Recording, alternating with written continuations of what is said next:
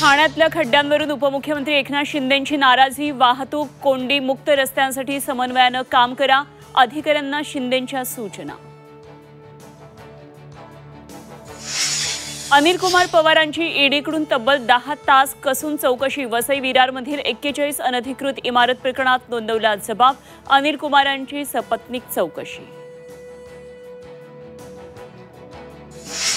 महादेवी हत्तीण आणि कबूतरखान्याबाबत आज महत्त्वाची बैठक। मुख्यमंत्री देवेंद्र फडणवीसांनी बोलावलेल्या बैठकीत काय तोडगा निघणार याकडे लक्ष।